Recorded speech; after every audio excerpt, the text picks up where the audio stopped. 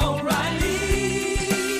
You need parts? O'Reilly Auto Parts has parts. Need them fast? We've got fast. No matter what you need, we have thousands of professional parts people doing their part to make sure you have it. Product availability. Just one part that makes O'Reilly stand apart. The professional parts people. O'Reilly Auto Parts. You ever get that feeling the walls closing in, the concrete jungle suffocating you? You crave some wide open spaces, the chance to connect with nature, maybe in a spot all your own. Well, head over to land.com. They've got ranches, forests, mountains, streams, you name it. Search by acreage. You can search by location. You can search by the kind of hunting and fishing you're dreaming of. Land.com. It is where the adventure begins. There's nothing like snook hook sets at dawn or catching a tarpon in the moonlight. Find your next fishing trip made easy on fishingbooker.com and experience the magic of the Sunshine State or any other destination on your fishing bucket list. Book a blue water adventure in search of sailfish or go snapper fishing with the kids. With over 6,000 captains and trips to choose from, planning your next one just got a whole lot easier. Download the Fishing Booker app on the Google Play or App Store, or visit them online at fishingbooker.com to book your trip today. Hey everybody, welcome to episode number 23. I'm Ben O'Brien, and I'm excited about this podcast. I'm excited about it for a bunch of reasons. I'm excited about it because of the group of people I was with when we recorded this podcast. I'm excited about it because of the topic, and I'm just excited about it to be a part of a community of people that I believe cares about the right stuff. And part of why this podcast is what I wanted to do and what I've enjoyed doing is because of that exact thing. Is a group of people that are passionate about something, that have shared ideas, and that are looking to expand their knowledge or looking to share their stories. And so episode number 23 is about those things, but it's also about public lands. It's also about 5 people coming together to express themselves, to share ideas, and to talk about the threats to our public land. Now, these 5 people, myself included, are not experts. We're not legislators. We are not policymakers. We are not part of leadership in any conservation groups. But what we are is 5 people that really care about public lands. And when something comes up to threaten those lands, I think we all felt that it'd be productive to sit down and address those. So we did that. We did that on Sam Soholt's public land bus in the middle of the night in Big Sky, Montana. And the folks that joined me, you'll hear them pretty soon, are the guys from Hushin, Brian McElrea, and Casey Butler, Ben Dettamatni, old Shed Crazy, Sam Soholt himself, and me, old Ben O'Brien. And so hopefully you can understand where we were going with this. You can understand that we're just 5 guys that love hunting, love fishing, love public lands, and are passionate about learning, and take exactly that from this. And hopefully you have conversations like this with your group of friends and the circles that you travel, and that you can inspire each other to learn more. So, without further ado, please enjoy episode number 23.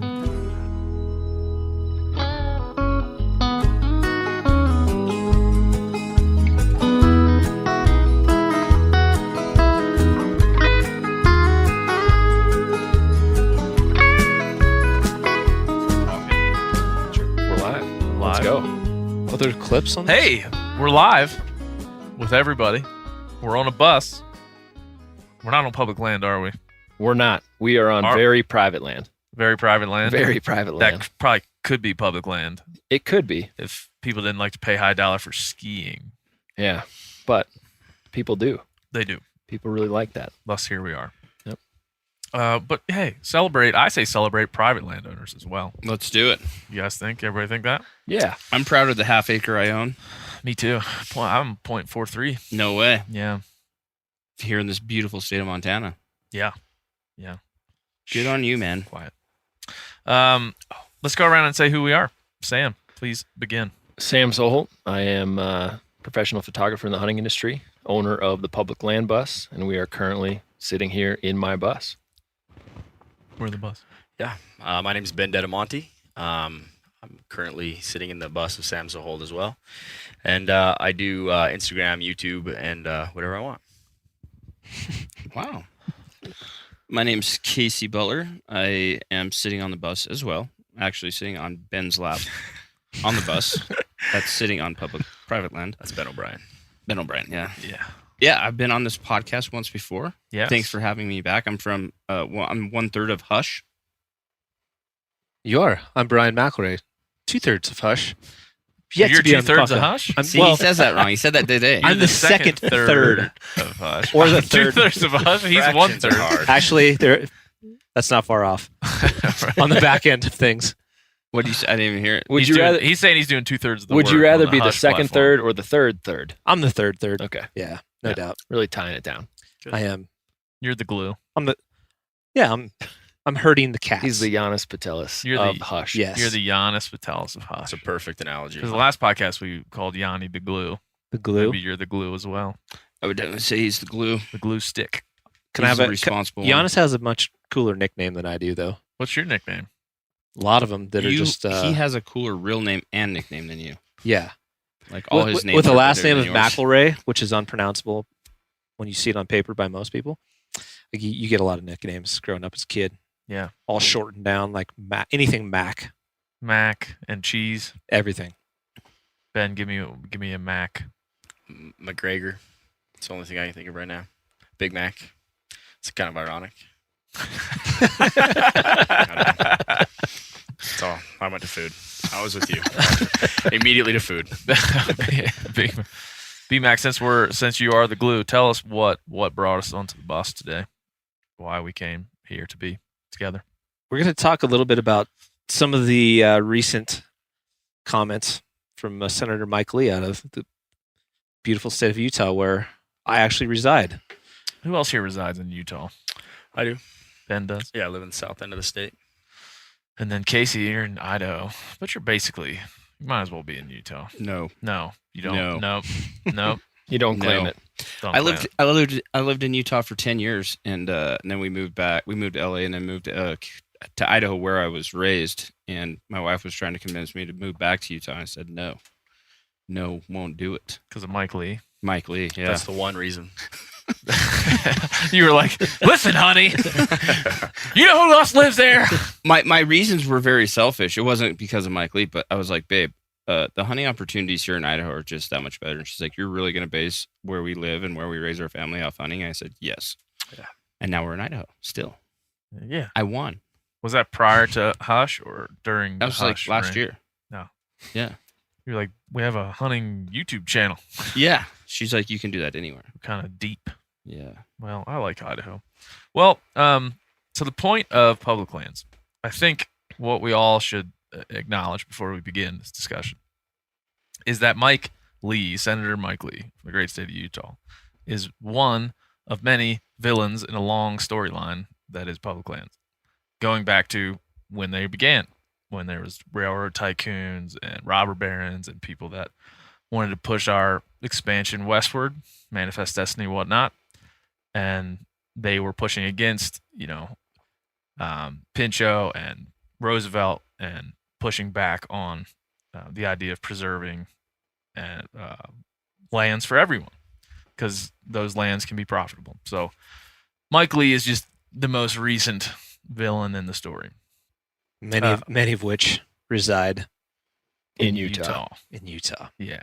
The Yeah. most recent, that's kind of like the vestige of transfer proxy, really. Yeah. Good night.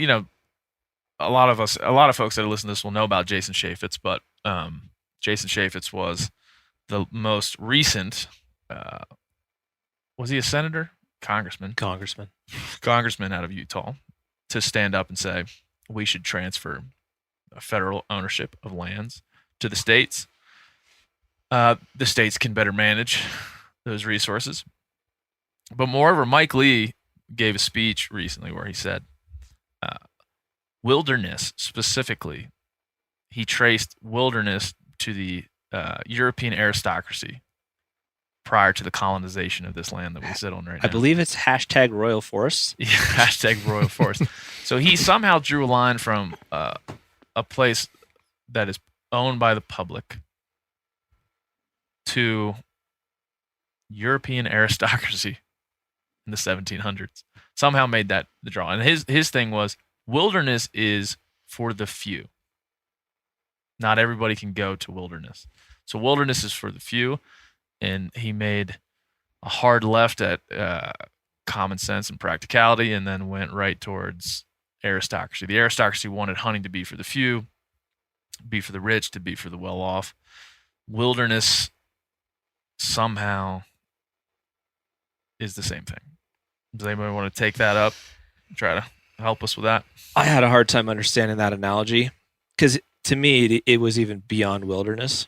It really was just any public lands was very elitist.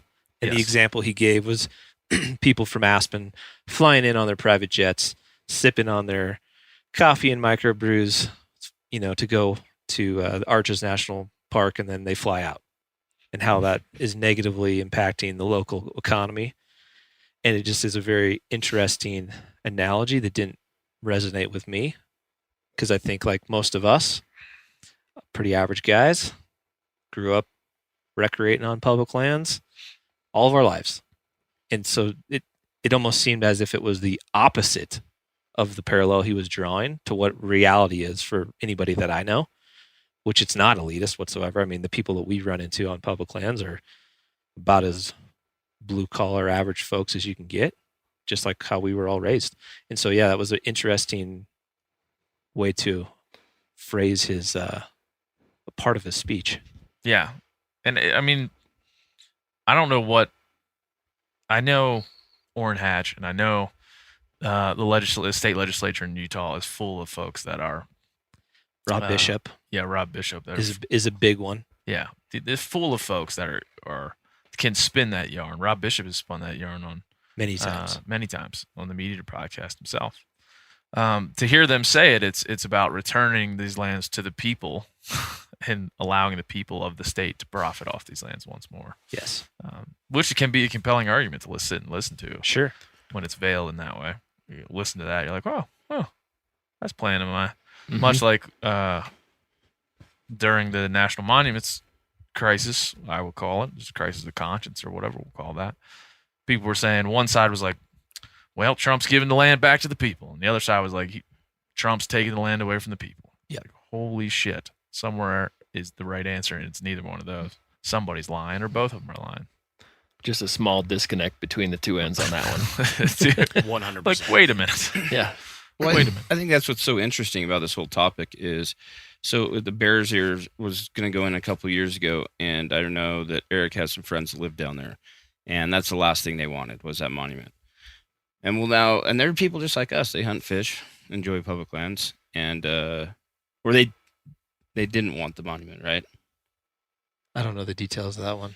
Anyway, but it's like this. We draw a line in the sand, and it's because of these politicians are just giving out such wrong information and leading people to believe what it is better that the federal that we own our public land, or that the states control the public lands. But what we've learned from history is a lot of times the states will sell those public lands off to pay for whatever school districts or something like that. But I always say it's just a communication breakdown. Like, it seems like that's why Utah is such a big problem. It's like the Republicans have continuously done this in the past. And it's like that famous speech when Ted Cruz came to Idaho trying to convince the Idaho people that it's the right thing to do. And he's like, you look at the state that I come from, only 2% of our lands is ran by the federal government. And it's like, because that's all the public lands you guys have remaining. Yeah. Well, I mean, you got to be, in this case, you have to be pro-nuance and anti-bullshit. The National Monument thing specifically was full of nuance. There's a lot of things that, Grand Staircase Escalante is that Bears Ears is not. There's a lot of issues in micro and macro terms for both those places that need to be set aside and dealt with on their own. But in the same way, when you look at the history of all this, you got to understand that, public lands are good for this country. But there's a whole lot of micro issues on the regional level that make them complicated.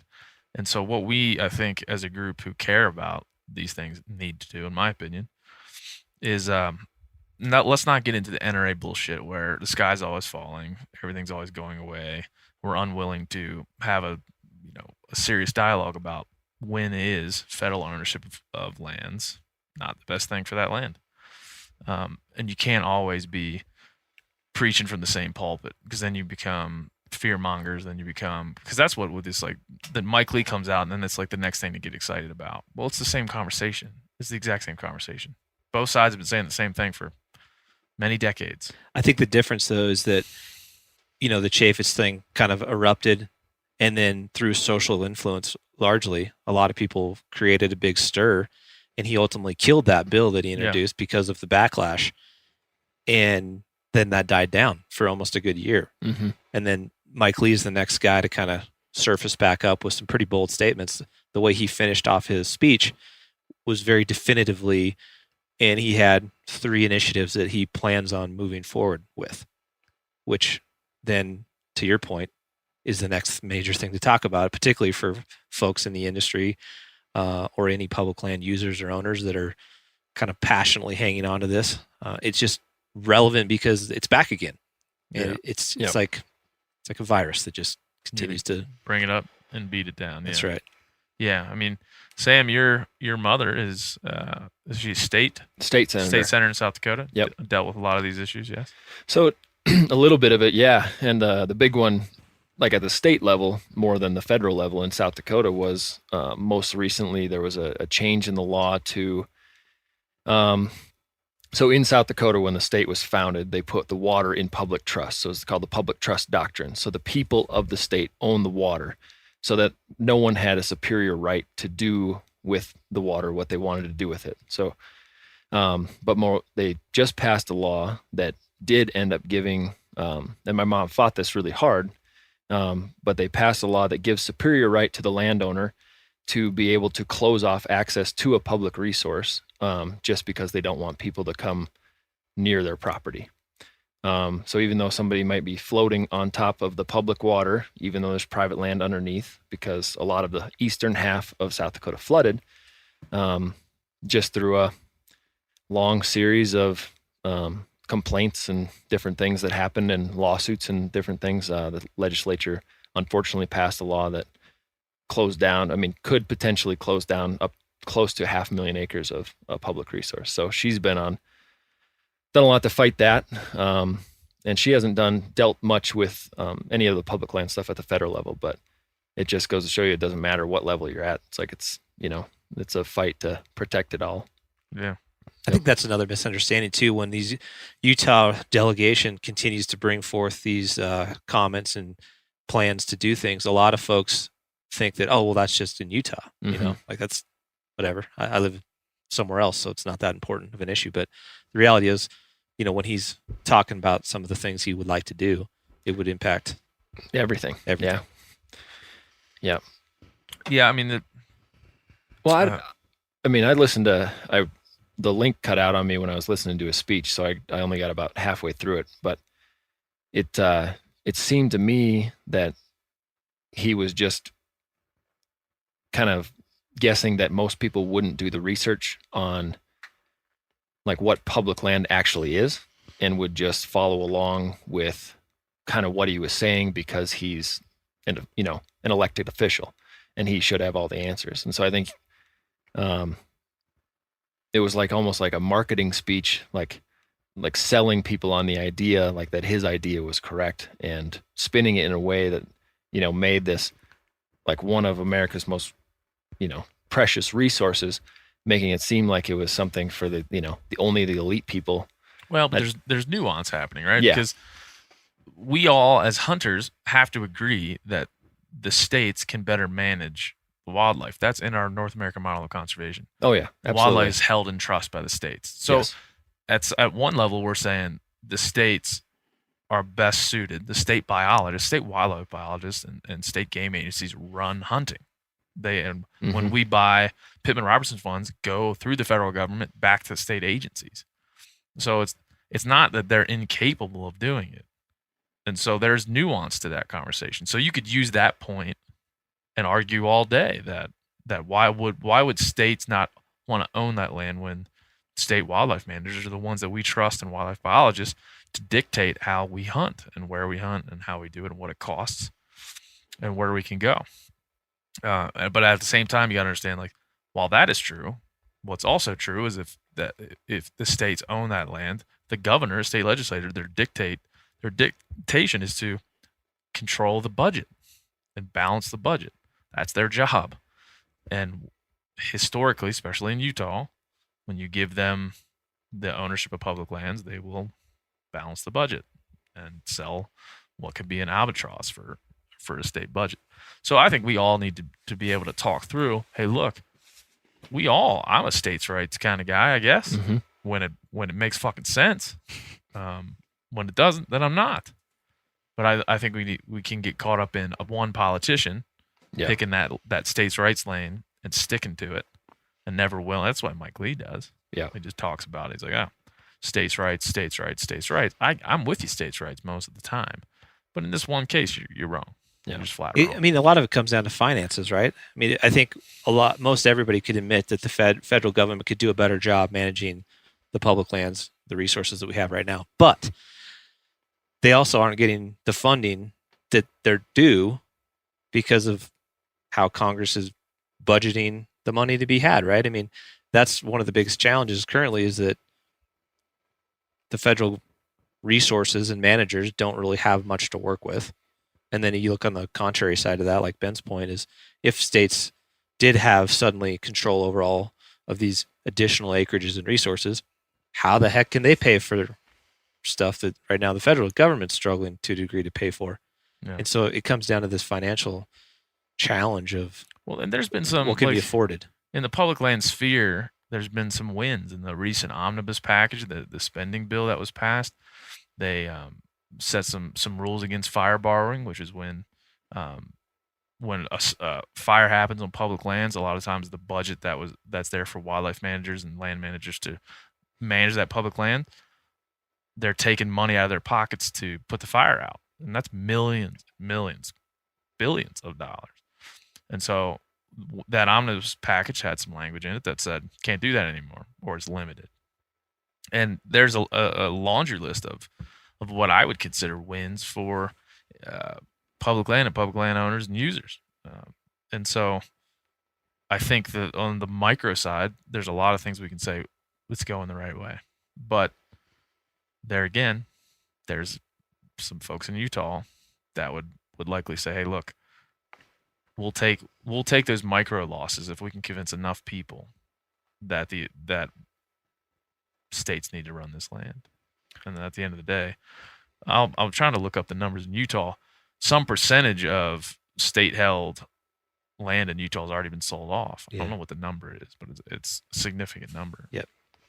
I think people underestimate the sentiment of Utahns, Southern Utahns especially. Like Mike Lee is a well-liked guy in my neck of the woods with the people that I know, the people that I run with. So Orrin Hatch, we talked about Orrin Hatch earlier. He was elected in Utah, and he ran on the platform of the Sagebrush Rebellion. His whole thing was give us the land back or we're going to secede from the United States. And he won on that platform in Utah. And he got to Washington and learned that wasn't the way things worked. And and people hate him for that. They hate him for the fact that he didn't follow through on that. So it's just the mentality is different. I was raised in that kind of a mentality. Yeah, screw the federal government. Right. And in large degree, I feel like that. I'm like you're saying, states' rights for me, 99% of the time. And it took me until a lot of kind of conversations like this to sit down with people and realize the importance of the federal government in managing our public lands, because I saw the opposite side of that. And that was what was taught to me the whole time I was growing up. Yeah, that's a big part of it. And a big part of the hunting population leans right and leans states' rights. And Like I said, for good reason. Right. I'm not a big fan of the federal government on a lot of things, but I do sure like roads, that I'm driving on.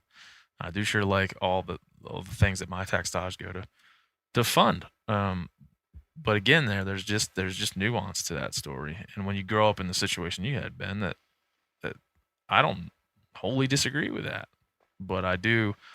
There's like at the end of the day, and this is different than the gun debate. I always try to draw comparisons to that because you look at the NRA and you look what they've done. Nobody wants BHA to be the NRA of the public lands. Right. None of us want that. None of us want to be like blind followers of something for just a blind follow, just to be the NRA sycophant, or to be the guy that's like, they're never going to take our guns. There's no way. Nothing can happen. Slippery slope. Don't touch anything. In fact, I need to have more. Without saying like what's best for this society, best for this country. I think what we can avoid is being that. Sitting around here without full perspective and saying, don't ever touch our public land. Don't ever touch our public land. I mean, how many types of public lands are there, and how many types of different states and what things? And so when there's a movement like we're part of, everybody is just looking to what's the next thing to look at. Because we had a little dead spot before Mike Lee spoke up. Yeah. Did we not? Yeah, it was pretty quiet for a long time. Where public land advocates were looking around like, do we do it? Is it solved? Do we got to do more? What do we got? A brew fest coming up? What do we got going on, boys? There's nothing to yell about. I guess we'll throw a party. Well, then it became Land and Water Conservation Fund, which is important. Yeah. So that's another good point to say. O'Reilly Auto Parts are in the business of keeping your car on the road. O'Reilly Auto Parts offer friendly, helpful service and the parts knowledge you need for all your maintenance and repairs. If you're confused about what part you need, like what wipers are going to be the best, what replacement headlights are going to be the best, go into O'Reilly and talk to the people that work there, because they're great and they're super friendly, and they'll get you squared away where you walk out knowing you got the right thing. They've got thousands of parts and accessories in stock, either in-store or online, so you never have to worry if you're in a jam. Do you need your windshield wipers replaced? You need a brake light fixed? You need some quick service? They'll help you find the right part or point you to the nearest local repair shop for help. The professional parts people at O'Reilly Auto Parts are your one-stop shop for all things auto do-it-yourself, and you can find what you need in-store or online. Stop by O'Reilly Auto Parts today or visit us at O'ReillyAuto.com/MeatEater. That's O'ReillyAuto.com/MeatEater. You ever get that feeling you're stuck inside staring at screens and a primal urge kicks in? You crave wide open spaces, fresh air, the chance to connect with the land. Well, maybe it's time to find your own piece of the wild, but searching for property can be a maze. That's where Land.com comes in. They got millions of listings across the country, from mountain ranches to hidden fishing holes. Their search tools are like a seasoned guide helping you narrow down what you want.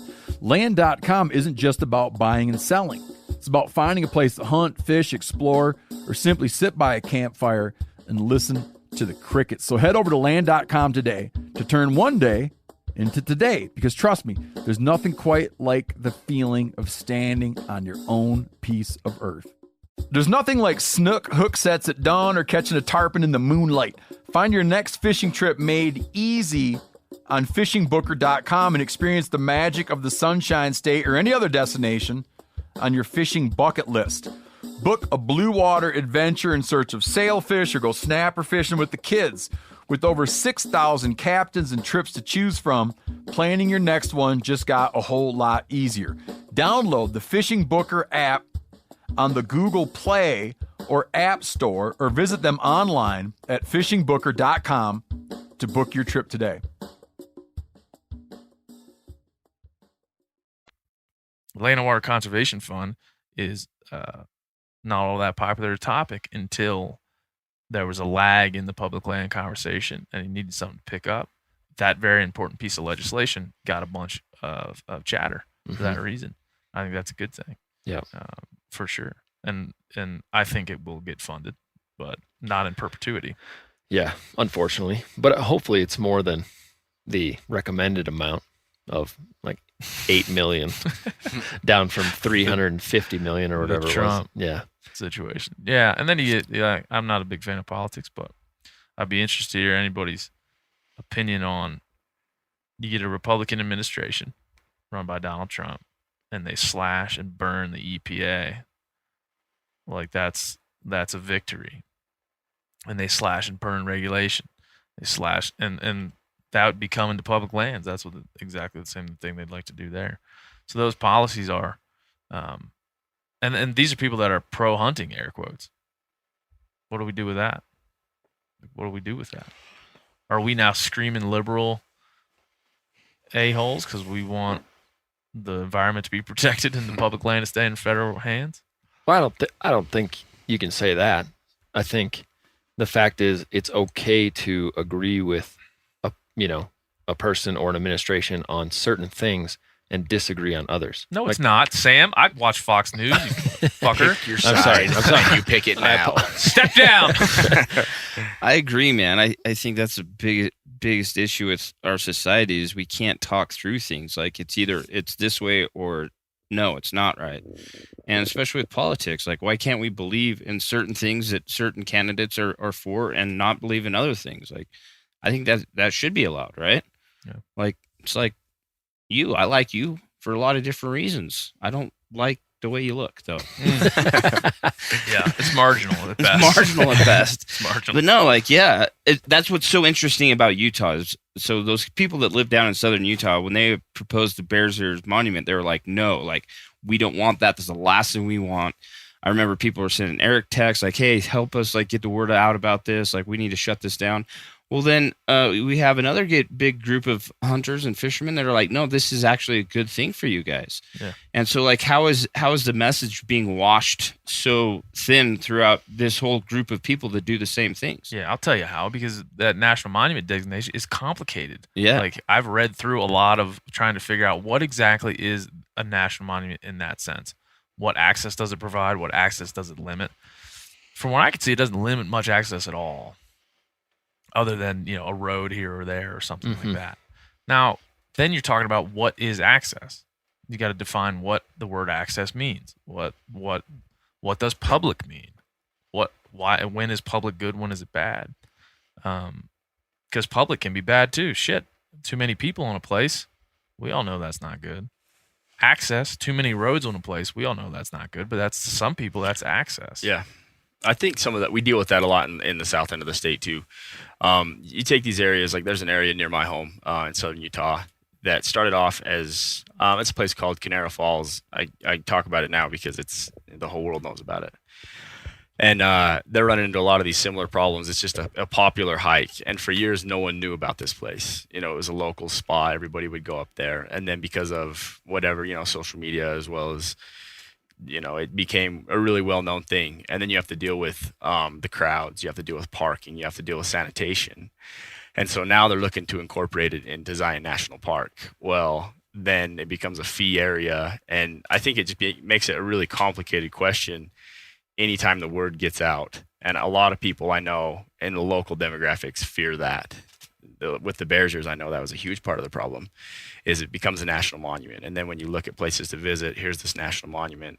That's something we can check out. And the problems that come with so much traffic is a big fear for the locals. Yeah. Yeah, and that's a delicate situation. Yeah. And then I think you get on a national level, you get people that are just picking apart. They're just taking what they want out of that. They're like, how much national monument, you get tourism. Right. How many dollars come from tourism? Should be grateful. But that's a pretty unique place. Right. You got more people tromping around on it. More people wanting to access it. More campers going up. But that's what, at some level, we're talking about. We're talking about public access to things. Right. And so, I sit on the board of BHA. I don't know what they think about, me saying, let's think about the nuance first, and let's not always just be like, hey, if it's public, it's better. Let's think about both sides of that at all times. I know that's the kind of centrist organization I believe BHA to be, but it's way easier to market the other shit. Well, that's what the other side's doing. Yeah. I mean, that's what they do. It's like we're talking about with, you watch Fox News, you pick your side, right? they want to say you have to be on one side of the issue or the other. Either you are pro public land transfer or you're not, and that's it. Those are the only options. But neither one of those is a perfect option. I mean, you have to break it down to what works best for each specific chunk of land, and you have to break it down when you look at either ideology, which parts you like, which parts you don't like. That's how you become educated about a thing. You know, you can't just say, I'm opposed, I'm for it, and close your eyes. And I think that's what a lot of people want to do. And when you find people like with the mentality that are so opposed to this or so in favor of this public land transfer, it's because it's easier just to swallow the whole pill and say I'm opposed or I'm in favor than it is to get educated on every little part of it. Yeah. And I hear you're talking about reading bills and talking about reading proposed legislation. What is it, 0.5% that does that? Everybody else just watches on TV. Yeah. And they say I'm for, I'm against. They get in their camp. Yeah, I've read some legislation. I still come away like I'm not sure what the fuck I just read. Yeah. And I don't know how I would distill that to the public and make them read it. And you can't come out and be like, well, I know you guys are all really pissed off about the national monument thing, but we're looking into it. Yeah. We'll get back to you. We'll get back to you in about 10 years when we figured it out. Well, right. You know? I mean, that's the way society is right now. We want immediate gratification on everything. And I mean, even Mike Lee's speech was like an hour and a half long. How many people legitimately sat through it and watched every second of that speech or read the entire transcript of it? Most people went for the Cliff Notes version. Like we're back in college, right? I got to the part where it pissed me off and I stopped. Yeah. Because I'm like, maybe after this he'll say something really cool, but I don't want to read that. Right. I just want to be mad. I just want to be mad at this guy. We've always talked, Casey and I've talked, we both grew up super conservative and, many generations of that in our families. And I think that's the easy way to go is people just kind of fall into what they know, what they're comfortable with. And it's a little bit more challenging to step outside of that and say, okay, there are certain things that I certainly agree with and I'm on board with. However, man, there's some really shady shit happening on that side of the fence. Like maybe I should reconsider a couple things. Maybe I should reevaluate all of their decisions. And maybe I should even reconsider not just going down a party line if it gets to that, but really making some decisions on issues. And, I know for a lot of us, we may pick and choose certain issues that are more important than other ones, but there's a lot of folks that every time Mike Lee posts on Instagram now, it's just says every comment to keep it public. And I think there's a lot of folks that don't really understand what they're doing there. Mm-hmm. And I don't want that. Like, I just don't want that as a father, as a human being with a brain and fucking, marginal good looks I just don't want that. I don't want that for anybody. I don't want to be on one end like, screw you heretics, but at the same time be allowing heretics to be in my community. It's like, just don't be that. But at the same time, like you said, it's real fancy to talk about public lands right now. Like maybe at some point we'll get so comfortable that it won't be. It just takes a lot of work to really understand it because there's so many complexities to it. Diving in deep to Utah, for example, and trying to figure out why does this delegation keep running down this road? What is that? What's the root of it? And see, there's a lot of layers to that. Get to that root. When you start to talk what you said about Orrin Hatch, I mean that's a deep sagebrush rebellion. That's a deep-seated, fundamental ideology. Absolutely. That goes against federal ownership of basically everything. And at some level, there's parts of that you can see. I mean, there's parallels to our own worlds. The gun world being the one that I always try to draw parallels to, because you can see how people got spun up with gun rights. Gun rights is compelling and wonderful and fluffy a topic as public lands. It's like heritage, Constitution, America, freedom, bald eagles. It's just all the words you say to get elected. Yeah. It's really But it's easy to get swept up in that, and then the next thing you know, you got something like the NRA that doesn't look so nice anymore. Yep. So let's not do that. Let's avoid. How do we avoid that? Because I do feel like you get going down the road that we're on, and everybody stops being educated, and everybody just says keep it public all the time, and that's not the point. That's not the point. Well, I think the fact that, a lot of the people that are spearheading this realize that fact right there changes all of it. The fact that they're saying let's not just be a sounding board. Like, let's actually be educated, because a large part of the other side of the issue is actively trying to engage the opposite. They're actually trying to get people to just support and blindly follow. Yeah. And the fact that you can look at yourself from a position of influence and say, let's not be that, that's the starting point right there. Yeah. Well, and the fact that everybody here, when I say landowner or conservation fund, everybody's like shaking their head like, yeah, cool. I know what that is. Like, that's pretty damn good. Like, that's a good starting point. When you can use all that excitement to basically, pump up the idea that you need to be knowledgeable is you're pretty close at that point to leading people to water. Can't make them drink, though. I think the hope, though, is that through some of this keep it public movement, and maybe to an entry level standpoint, is people just post that would lead to other things like doing more research and getting more invested in finding out what does that really mean, and digging into the layers of why certain delegations are doing one thing and why others are trying to do a different thing, and just better understanding and educating yourself. So to me, it's like just taking action. And that doesn't necessarily mean you have to join a conservation organization or BHA or whoever, but you can take action to just further understand this really dynamic, complex topic, which will, are going to hopefully evolve to the next step. And taking action can be anything. Like, all of us, I think most of us here, we're at the BHA rendezvous in Boise this year. Like, there's actionable stuff there. There's actionable energy in that group of people. That group of people is pretty studious. They care about stuff. They're willing to go into a group of people and learn and listen and talk and have conversations. And that's important. And so don't get me wrong. The movement is important, but movements are dangerous, man. Yeah, you just got to ride that line between it just being trendy and it's what the cool kids are doing, and actually moving things forward and doing things that are going to change the outcome, and not just have it be a way to sell a t-shirt. Yeah. I'm selling t-shirts. So, I'm trying to ride that line. I don't want to be like, I'm not doing this just so I can make some money. I'm doing it so like my whole goal with the bus was just to have people stop and think for a second and be like, well, what is he even talking about? Yeah. And then go, listen to stuff like this and listen to other podcasts and go, whatever, Google, why is public land cool, or whatever whatever you're going to go look up, but start to realize like what everybody's trying to do. But it's going to be tough because right now it's a good analogy I heard was, the water's boiling, but what are you going to cook with it? I mean, we have all these young people that are all fired up and want to help and want to do something, and they're talking to everybody and they're telling their buddies about public land and all these different things, but it's no one sending them anywhere to go do anything and actually make a difference on the path that this needs to go. So I think that's the next step, is figuring out how to utilize that. Let's figure it out. There's 5 of us. Sure, we can plan You that. start. We'll go around the table. I mean, I think the table's a Yeti cooler. I think # built for the wild.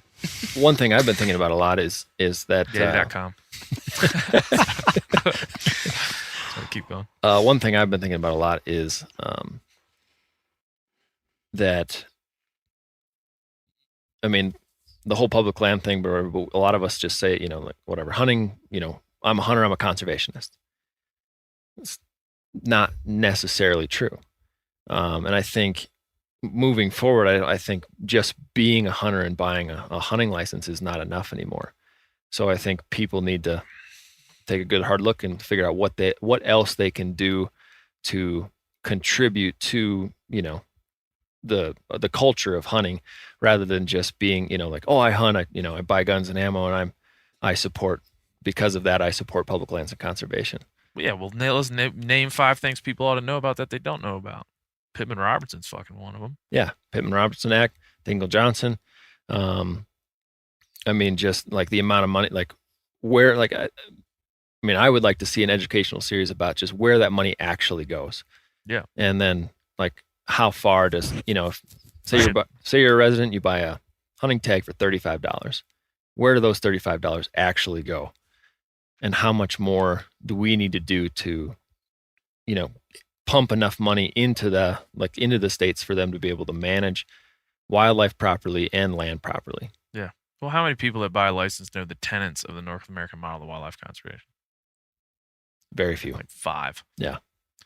How many of them know how their tax dollars is put into Pittman Robertson and Dingell Johnson? Very few.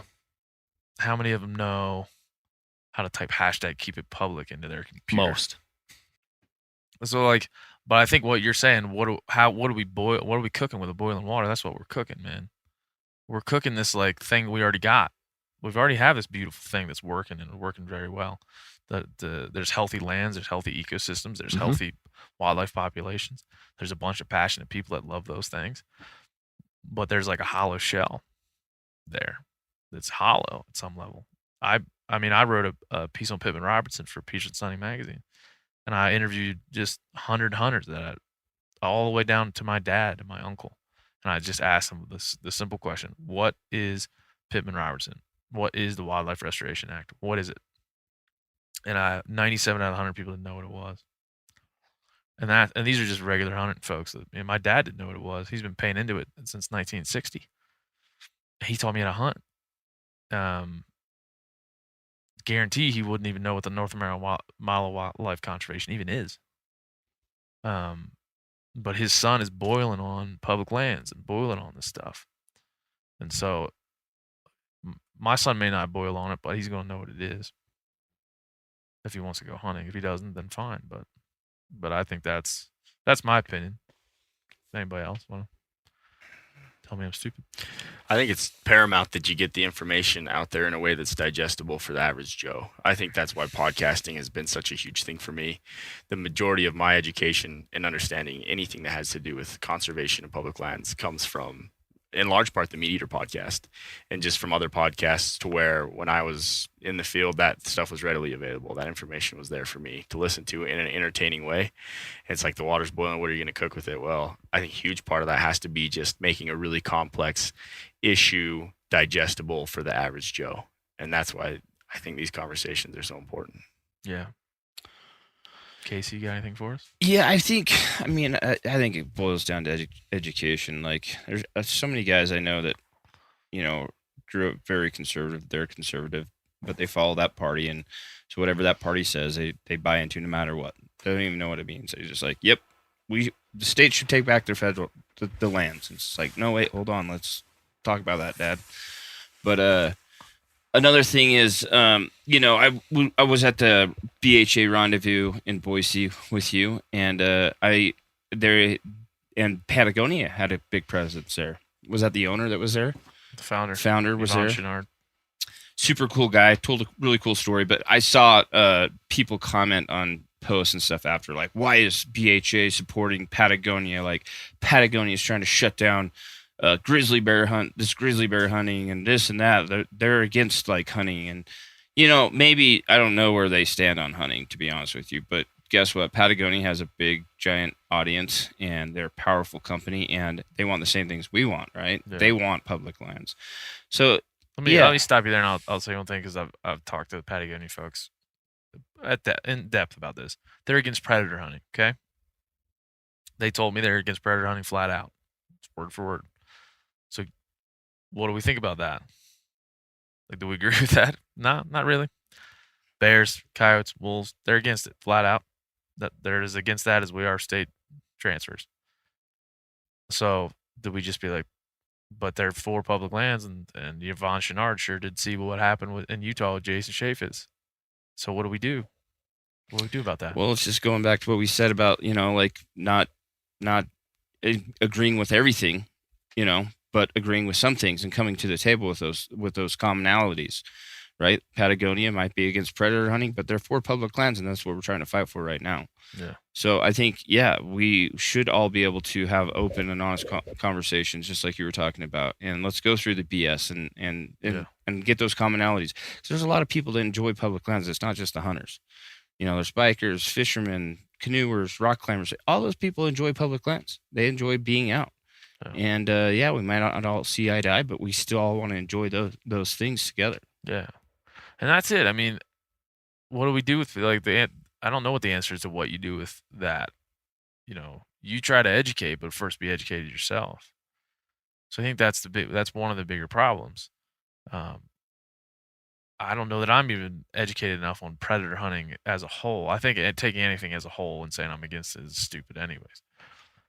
But at the same time, there's a lot of wildlife biologists that'll tell you shooting coyotes isn't good for, just produces more coyotes. But like Ben just said, you listen to enough podcasts, you listen to Ranella talk, or listen to folks that are educated on the subjects speak about it, learn a little bit about that, and then you can dictate that back to somebody that works at Patagonia and might tell you that you shouldn't hunt predators. But yeah, you're not kicking Patagonia. You're not kicking Yvon Chouinard out of the BHA fucking rendezvous because he founded a company that doesn't like bear hunting. Like, you're just not doing that. That'd be foolish. Can I tell a story on the lighter side about Yvon Chouinard at the BHA rendezvous? Please do. So I was just sitting on a bench outside, and there's a bunch of seminars going on. I was hanging out, and Yvon came down the hallway, and he's, I've watched films and different stuff about what he's done in conservation and whatever. And so I stood up, introduced myself, thanked him for what he's done for conservation all over the world. Told him that I'd turned a bus into my mobile hunting camp and was traveling around and had it parked over a brewery 2 blocks away at the rendezvous and staying in there. I'm telling him this little story. And meanwhile, my brother had walked down somewhere and he was coming back, and he sees me in conversation with this guy, and Yvon goes, "So you're staying in the bus?" And Josh goes, "Yep, got to sleep somewhere." And Yvon laughs, and then we walked away, and I go, "Yeah, that was the founder of Patagonia." And he's like, "Really?" He's like, "The only thing I said to him was, got to sleep somewhere." But Yvon did laugh. You're welcome, Yvon. Thanks for coming to Idaho. Yeah. It's for conversations like that. It's like riveting conversations that brings. Yeah, it's pretty great. Talking about brings a legend out of that. Probably the only time he'll be able to meet the founder of one of the largest companies in the world. Well, you gotta sleep somewhere. A bus is a bus. A bus is a bus. Bus is a bus. Yeah. Yeah, I think one of the reasons Yvon was there, I never asked him this, and he never told me, was that he saw his group, that outdoor rec group, using conservation as like they're running that out the flagpole, to celebrate. They do marches and wear like wristbands and do what they do. They did a lot of public land rallies. They did one in Salt Lake City during outdoor retail. They moved outdoor retail to Denver away from Salt Lake City because of the outrage after Chaffetz and some of those other policies. Those things seem impactful, but at the end of the day, Jason Chaffetz got run out of town because groups like BHA. And I think Yvon was like, whoa, here's a pretty powerful group of people that not only advocate for the things they desire, but also show up and do it too. I walked in, there's 2 rallies, one that was directly from Outdoor Retailer in Salt Lake to the state capitol. I attended that one. And then there was a second one that was at a town hall meeting that Chaffetz had, Cottonwood Heights, which I also attended. And the really interesting thing is there's a lot of people that certainly disagreeing and protesting other things, but the one commonality where everybody at that rally came together, regardless if you were in Hunter Orange or if you were in your REI flip flops and whatever the case may be, everybody came together for the public lands component of what Jason Chaffetz had introduced. I thought that was very interesting because, particularly in Utah, that doesn't happen a lot. So there was this one event, which, despite our differences, we align pretty well on that. And that's that crowd of Patagonia and REI and some of those other folks that are outdoor retailer that are not hunters by any means, but they are certainly outdoor recreationists. So that was very unique to see. And from my standpoint, standing there, just kind of looking around and taking it all in, that was a very strong, common bond that we all shared with. The question is, why is that important? Why does that matter? Why does it matter? I mean, I think it's important to have unique perspectives from diverse groups that are all utilizing these public lands, right? I mean, they're meant to be managed for multi-use for a lot of different reasons. Yeah. But specifically, why does that matter? Why does that matter to hunters specifically? That we have the common bond about that. Why does that coming together matter for hunting? Well, it gives a way more powerful voice. Yeah.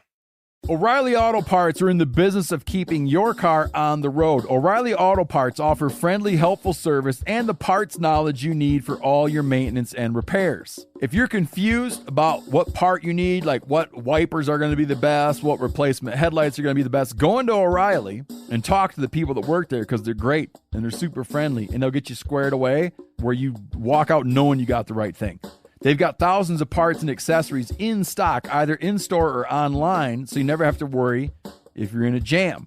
Do you need your windshield wipers replaced? You need a brake light fixed? You need some quick service? They'll help you find the right part or point you to the nearest local repair shop for help.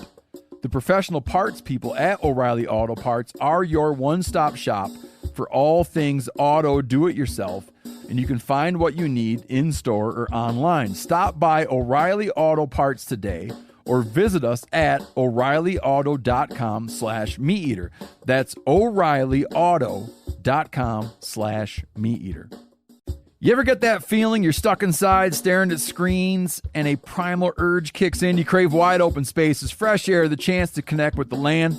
Well, maybe it's time to find your own piece of the wild, but searching for property can be a maze. That's where land.com comes in.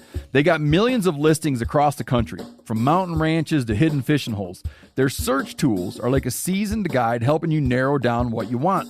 Land.com isn't just about buying and selling. It's about finding a place to hunt, fish, explore, or simply sit by a campfire and listen to the crickets. So head over to land.com today to turn one day into today, because trust me, there's nothing quite like the feeling of standing on your own piece of earth. There's nothing like snook hook sets at dawn or catching a tarpon in the moonlight. Find your next fishing trip made easy on fishingbooker.com and experience the magic of the Sunshine State or any other destination on your fishing bucket list. Book a blue water adventure in search of sailfish or go snapper fishing with the kids. With over 6,000 captains and trips to choose from, planning your next one just got a whole lot easier. Download the Fishing Booker app on the Google Play or App Store or visit them online at fishingbooker.com to book your trip today. Yeah, it's all common. It's a more dynamic common ground. It's a more dynamic voice because it's bigger, it's more diverse, it's more unique, and it's helpful to move these initiatives that we are trying to, dissect and look at. And if we can get that crowd, which I don't know the numbers, but I would assume that crowd is larger than our crowd. By a lot. Many millions of people larger. Yeah. And many millions and millions of dollars larger, probably more billions of dollars, probably the better term to use there. But I think it's important because we're 14 million hunters, whatever number we are. We're a very small percentage of the overall population in this country. But as we all are well aware, a lot of what we do will be in the future, maybe not as much now, but it will be in the future dictated by public sentiment. And public sentiment will drive public policy. And public policy will drive what the hell we get to do when we go outside. And the folks that are, I describe it like this. It's almost like Yvon Chouinard and the owner of X hunting company, or me and the dude that wears Patagonia and goes van camping and wears Chacos and is an outdoor retailer type of guy. We start at, say, Brian, you wear Chacos? On his hands. I own a pair. I own a pair. We start at the same spot, right? Everybody starts at the same spot with wildlife and lands. You're like, we care about this shit, right? It's like you're always standing at the same spot and you're talking to each other like, you care about wildlife and lands, recreational use of these lands? And you're like, yeah. How about you? Yeah, cool. And then you turn back to each other and you're a hunter and they're an outdoor rec person. Then you start walking away from each other. And as you walk away, you forget. The further you get from each other, the more you forget where you started. And that there are commonalities. And the farther you get, then you refuse to even turn around and face each other anymore. You're too far away. And I think that's what's happened with us. We've started at a place we all care about these animals, specifically the animals probably more than anything, but the lands as well. But we're just walking in different directions. And About the only time we turn to face each other is when we're about to argue about some lion that got shot. And what you're talking about, what that signifies is turning around and facing each other and talking to each other about something. Mm-hmm. And maybe walking a couple steps back toward the center where we started. And Yvon Chouinard showing up to the BHA rendezvous is like maybe a shuffling a few steps more forward to that goal. And finally getting back to the center together would signify that group affecting public opinion and public policy, because that is the group that is so closely aligned with what we do that it's hilarious that they disagree with some of the stuff that we do. Because these are people that love to go outside, they love to recreate, they spend their money on it, they think about these things, think about conservation, they use that term. And for whatever reason, they just disagree with X number of things in hunting. Mm-hmm. And so how do we get them to just turn and face us and walk towards us? Well, public lands is one hell of a good way to do that. And when it comes down to when somebody's trying to vote down all bear hunting in the United States because trophy hunting is terrible, just like they did in British Columbia, maybe Yvon Chouinard might stand up and be like, wait, I don't know that I agree with this, but let's talk about it. Let's try to figure it out. And maybe that saves something along the lines. I think equally important as having someone like Yvon stand up is the possibility that somebody on the other side who would otherwise be opposed to hunting now maybe has a friend or some personal experience with someone who is on the other side of that equation. And then when they go to participate in voting on something like, banning a bear hunt, they can say, well, I met this guy, Joe, and he hunts bears, and he had me over to his house. We ate some bear together, and he showed me the process. And I think that's so valuable. Just even that connection, to be able to have a personal connection to somebody on the other side helps so much in seeing the commonality, the things we have in common with them. Yeah. And there's more commonalities than anybody would want to admit at any level. And those commonalities are, if we don't leverage them in, we're missing out. And that's what public lands is like, the leverage almost in that conversation, to be like, we all care about this thing. You just happen to want to climb around on it, and we just happen to want to go take some stuff off and eat that stuff, and talking about that is important. Ben, what's your fondest public land memory? That's a good question. It happened in Utah, unfortunately. Hey, now. Sorry, Mike. Fuck Mike Lee. Sorry, Mike Lee. If you're listening to this. I had a buddy growing up named Mike Lee, so sorry, Mike, if you're listening to this. Probably thinks you're not a hunter, so you won't. Probably never will. I was really into Bruce Lee when I was growing up. Yeah. Listen. Relatives? Cousin. Mike Lee's cousin? Yeah, absolutely. Yeah. My fondest memory, I don't know. There's a lot of cliche ones. Man, I think my fondest memory on public lands in my life is going to the Western Hunting Expo for the first time. That was like 2 or 3 years ago. And I'm from the East Coast. Like, being a Western hunter was always something that I saw in the movies and I thought was cool. Like, I thought, there's buffalo out there. I saw it in Lonesome Dove. I watched that. There's a buffalo. Take your hat off when you say that. And so being a Western hunter was kind of always, I didn't hunt outside of the East Coast until I was 20 something, early 20s. I went to Wyoming, shot antelope. I'm like, this is cool, man. I'd love to get into this. How could I be a part of this? And being a part of it finally came when I went to the Western Hunting Expo, put in those $5 draws they do there. And I drew an elk tag there for Pangish Lake, Utah. And it was a coveted 15-point, late season rifle tag where big bulls were running around. And that was one of the first times where I truly got to take the opportunity to dive headfirst into what would be an epic public land hunt. I'd hunted public land in the West prior to that, but never in something that I felt like, hey, this tag is a special thing. This tag is something that, that I need to have some reverence for. And so I had a kid. I had my son in October. and the tag was for the first week in November, the second week in November. And I thought for sure, there's no way I'm going on this hunt. I'm not going to leave my wife with a month-old baby, our first baby, and run off and go hunting. But her and I had a little conversation about what I just said. It's like, hey, look, this is special. This is something to me that signifies like maybe my coming of age and being able to be a Western hunter and take part in this special thing. And she's like, go, I'll be fine. Like, I'll figure it out. Just go, get it done, come back, bring the meat. We'll be fine.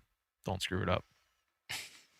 And so I went, and I didn't have time to scout because I was, having a kid. And so, well, who is that? Can I answer it? Yeah, it's Casey Hawks. Bring him on to the podcast, please. Cardinal sin, right? We always like to bring those people on. Anyway, I had a son, and that's the first hunt I did when having a son. And so there was also that weighing on me too. It was the first time I had to go away and miss this little human, we went there, no scouting. Me and Sean DeGray, who runs Total Archery Challenge, where we are right now, and pitched up a canvas wall tent in the Dixie National Forest and kind of just went to walking around without having scouted. We had a little local intel that some bulls wintered in this valley where we were, and there'd be some stuff there, but I ended up killing a giant bull after 6 days of, hunting the road system, riding around, glassing, hiking, doing the thing. Killed a giant bull, stuffed it in a Yeti cooler in the back of a truck, and drove it back to my kid and my wife. And that's when I think driving back there, I was like the most proud I've ever been to be a hunter, And then thinking about my son, thinking about like, I just did that thing, and I can be a part of making sure that's still there for him when he's of age to go do it. So that was mine. This is as cliche as these stories can be. It's pretty cool. Awesome story. I love hearing that stuff, man. That's to me what evokes emotion and connects to people, and maybe that makes them rethink their next move on taking some action. Yeah, it's funny enough. Funny enough that it was in Utah. Yeah, right. And that's national forest. Yeah. And who owns the national forest? Federal government. And so yeah, I mean, those opportunities could quickly go away. And, you go to the hunting expo and some of that land gets sold, and maybe there's half the amount of tags this year. Maybe in 10 years, there's a third of the amount of tags. And then by the time my son's 25 years old, maybe there's 2. Maybe there's none. And that's a reality.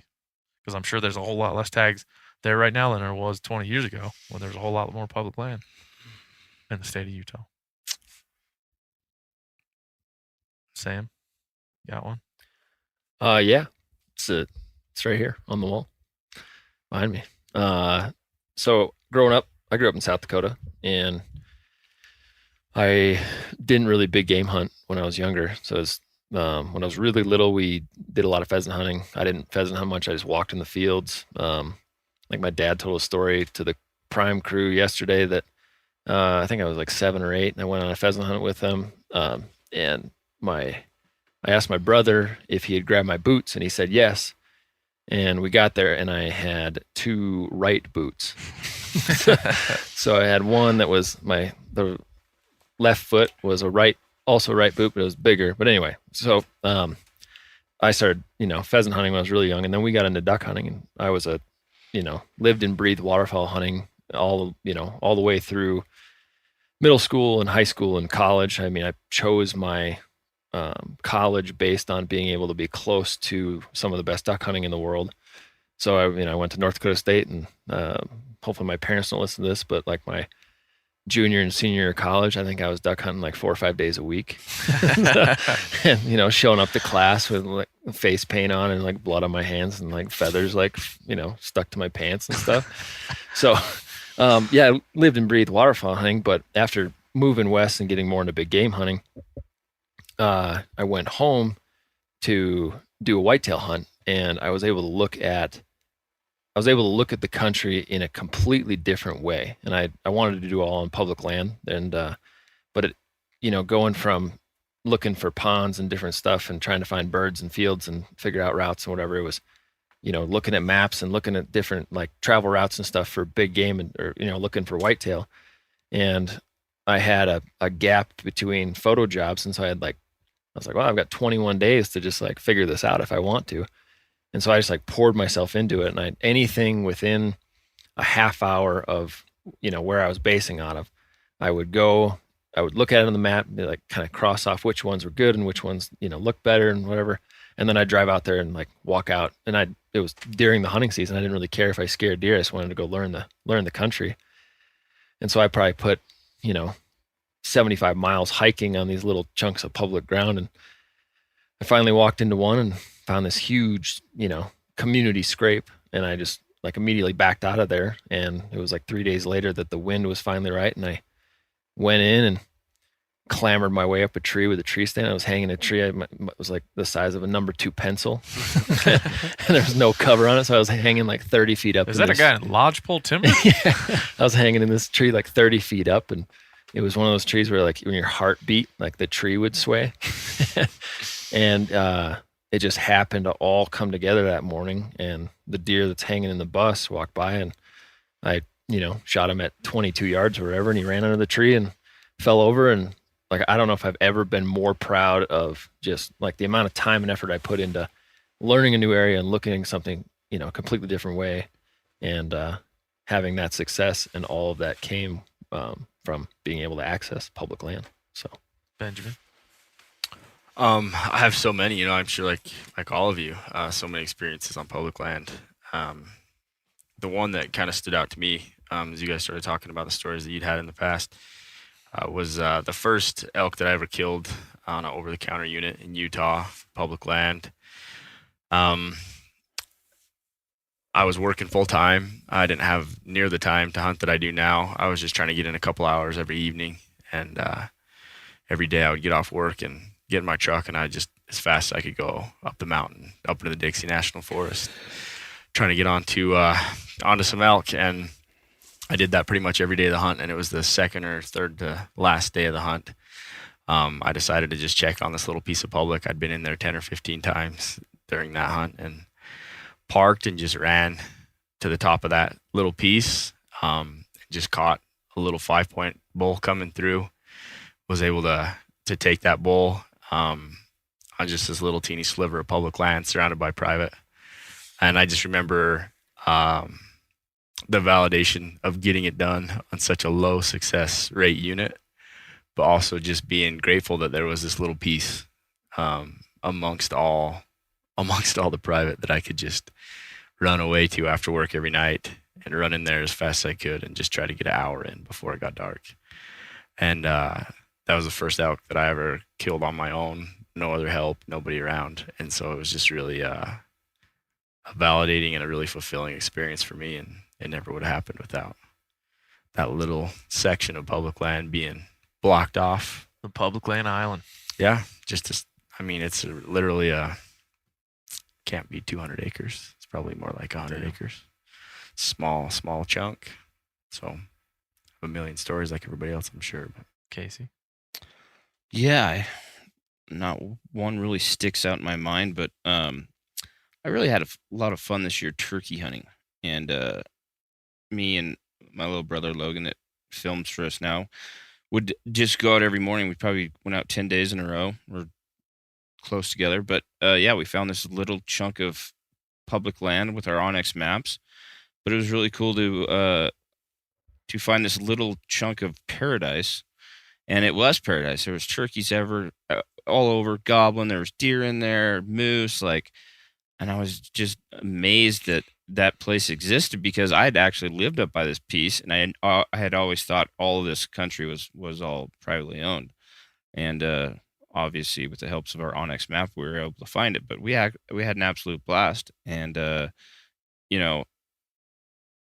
wasn't the hunting that was so fun. It was just experiencing something that everybody can experience if they want.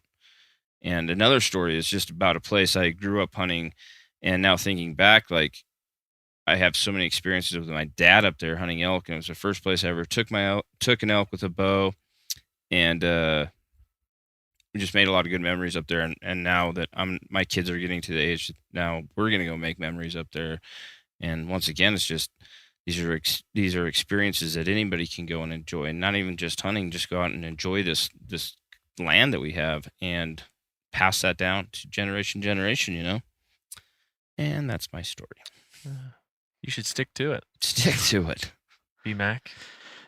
Boy, mine goes back a few years, back to when I was a kid. That really resonates with me to this day. But I can remember traipsing around with my dad pheasant hunting to start out with, for sure, when I just got my hunting license, and that was kind of my first crack at getting out there and chasing stuff around on public lands.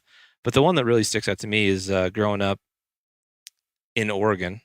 We would always go east to the Blue Mountain Range and start out as an archery hunter. But before I was able to even hunt, I'd just go and kind of camp with him while he hunted around. But what really has left an impact is, like many of us, he was working hard to support his family. He was very passionate, hardworking, wired, kind of a guy. And sometimes it's hard to unwind when you're in the daily flows of life. And, like a lot of us, we get stressed out about maybe a job that we don't love, or some situations that have been challenging and created some setbacks for us. And I can vividly remember when we would get up to our elk camp, how the dynamics of his personality would change as soon as we got camp set. He literally would just turn into like this different person that I wouldn't see as much at home because of those things that get in the way of life. And that was just like something that has always resonated with me, was how much I loved that moment with my dad and my family, just being out there on our little piece of heaven, and that was our mountain. It was everybody's mountain, but it was our mountain when you're a kid and you're out there with your dad and your uncles. And man, that, to this day, I always think of how important that place was for my growth as a kid and development as a hunter, and more importantly, just as building a relationship with my dad. And that little area has a ton of nostalgia. It's a really hard area to draw a tag now, and I hope at some point in my life I can go hunt it one more time now that I'm not a resident there. But without a doubt, that changed who I became, and is certainly a really big reason why I'm so passionate about continuing to have access. So, everybody that can go have their own little mountain, their own little piece of property that they kind of feel like it's theirs. Yeah. There's ideas there that, just the idea, man. Like, I grew up in Maryland, of course, and we had public land there. We hunted it a lot. And then got a job and moved into, first I moved to D.C., Washington, D.C. That was terrible. And then I moved to Illinois, where most of the land is privatized. Most of the land is farm country. Most of it is has corn on it. And most of the giant whitetails are under lock and key. Yeah. And when I moved there, as just a diehard whitetail hunter coming up, I'm like, I'm moving to the Mecca, man. I'm moving to the whitetail Mecca. This is gonna be like my whitetail hunting time. I lived there 3.5 years, didn't kill a whitetail one. I got to hunt him 2 or 3 times when I begged off an outfitter to hunt in his back 40. And then from there, I moved to Texas. And in Texas, I hunted public land twice. Once for doves, and I got pelted with a few pellets. Didn't shoot any doves with those pellets, but took a couple myself from another hunter. And the second time was hunting hogs on a different place, a piece of ground outside of Austin, Texas, and just only saw hunters and no pigs. And so I've spent probably the last 7 or 8 years in this weird vacuum where you wake up in the morning and you just there's a feeling is just not there.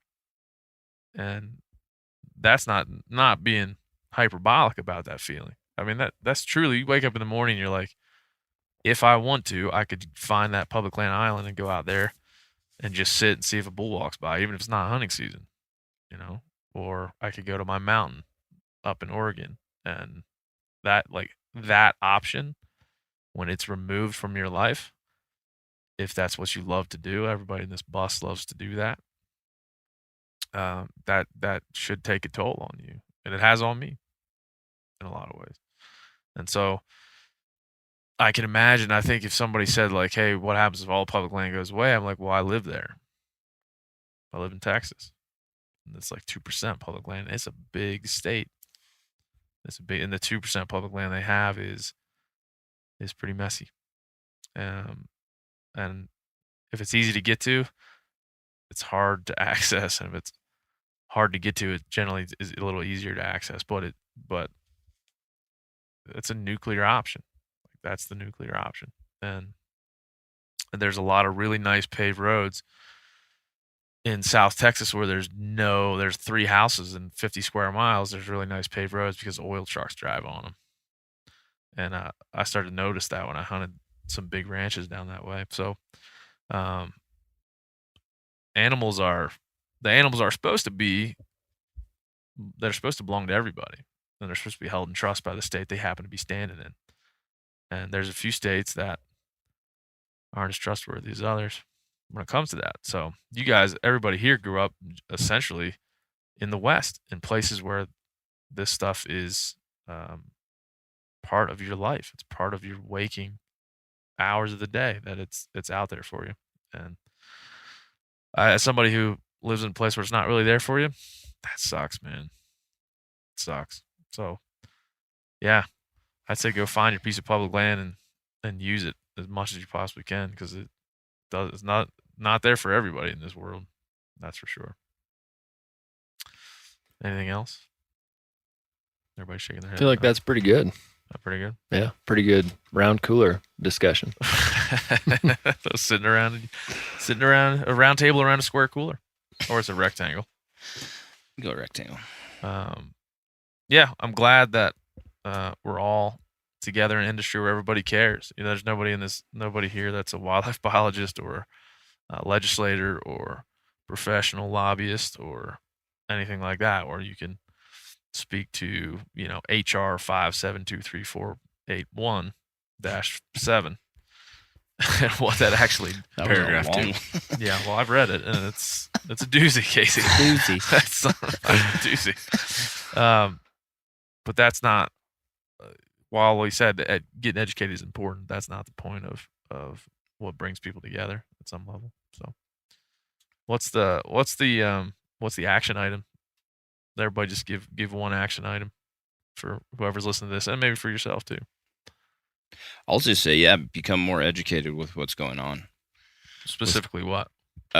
With what can possibly happen if the states take back the land, and what's happened in the past. Yeah, that second point's an important one. What's happened in the past, especially in Utah? Yeah, because it's happened already. It has. Ben? I'd say I talk to somebody on the other side of the coin, or somebody that we have things in common with. Maybe your pal that wears a Patagonia vest or REI flip-flops, whatever. Build on that common ground and use that as a platform to help them understand what we do, and also as a platform to understand the way they feel and why they feel that way. I like it. Sam, you got anything? Deep? Super deep. Deep bus thoughts. I was going to say, if you want to join some sort of a conservation organization, it's a good way to get educated. But above and beyond that, in a world where everything's out there, I think we need to do a good job of just portraying ourselves and being our own PR agents and portraying hunting and the reason we want to keep public lands in public hands, portraying that as a very positive thing. B-Mac, you got a action item? Well, if you live out west, this is going to be a pretty easy one, but I would just say get out to your favorite public land spot, take it all in, and kind of do a little self-reflection. What does it truly mean to you? What would it mean if you didn't have the ability to go there? And if you're not in a state or, an area that provides much of that, make a point to go somewhere that has it. Get out. I mean, we've met so many people this weekend that have come from Virginia, Kansas, Nebraska, just, Eastern Midwest states that they haven't spent a lot of time out here in Montana. And man, if you want to really open your eyes to the beauty of some of these public lands, Montana is probably one of the better places to go check out, because there's so much access just right outside of Bozeman or Missoula. But go check it out, and again, a little self-reflection, little therapeutic moment in the woods of a public land spot, I think could change your trajectory on what you want to do as far as taking that next step of action, like we're all talking about. Yeah. I would just say be active, and be pro nuance, be anti bullshit, and search out perspective. Search out the perspectives that matter, and guys like Shane Mahoney, guys like Steve Vernella, guys that have perspectives that matter, and those perspectives that are measured and that are delivered in such a way that it seems like they care about you, because there's a lot of people in the news media that don't care about you. There's a lot of people in the hunting industry that don't give a shit about you. They care about themselves. Ben, Shed Crazy, one of them. Selfish. There's one in every group. It's me. That's me. I don't care about you. Find somebody that cares about you, and then that's more educated than you, or that's been doing it longer, and follow them, and listen to what they have to say, and then pass that on, man. Pass the love on. That's it, man. It's like 1 a.m, isn't it? Yep. It's late. Perfect. All right, we're gonna go to bed. Seems like a good time to wrap it up. Yeah. Sleep here Good in the news bus. is we're just gonna crawl into the bunk beds. I got enough room. Are we all sleeping in the bus? Sure. Oh, yeah. Why not? Some bus sleepover party. Slumber party. Yeah. Bye. See ya. That's it. That is all. Episode number 23 in the books. Thank you to the guys from Hushin, Shed Crazy, the bus guy, for joining me. I'm blown away by the thoughtfulness of these people, by the conversations that we're able to have, and by the learning that we're able to do from both each other and from everybody that listens to this thing. So without getting too sappy on everybody, without getting too teary-eyed about the subject, I've got a son that's 2 years old, and I hope he can listen to this in 15 years and understand what his dad felt in this place and time about public lands and why they were so special to him and the people that he surrounded himself with. So hopefully all that comes through and came through in episode number 23. So really appreciate you all listening. Please stick around for more podcasts. Please keep commenting. Please keep sending in messages. Please keep criticizing. Please keep praising. Please keep doing what you do out there in the world. I really and truly appreciate it. And for every single person that listens to this, for every single person that goes out and goes hunting and thinks of a better way, my sincerest thank you to you. That's it. We'll see you next time on The Hunting Click.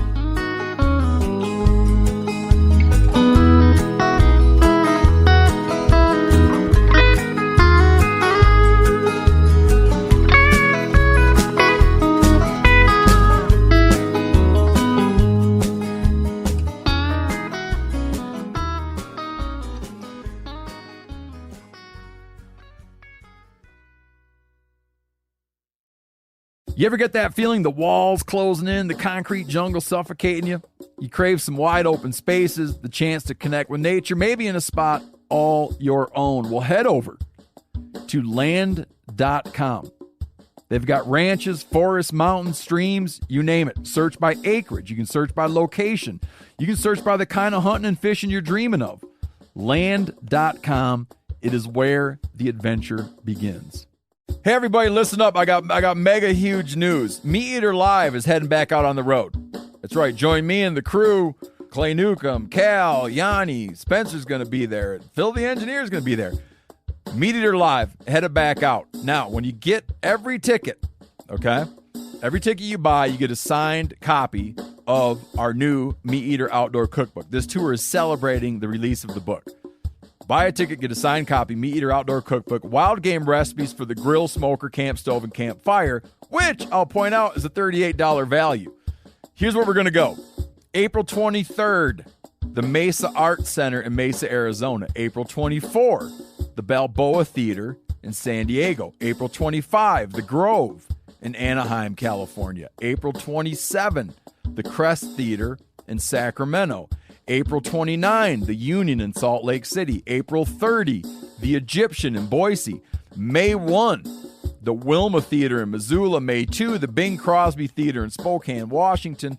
May 4, Revolution Hall in Portland, Oregon. And May 5, the last day of the tour, Pantages Theater in Tacoma, Washington. For tickets and more information, visit the events page at themeateater.com. Hope to see you at the show.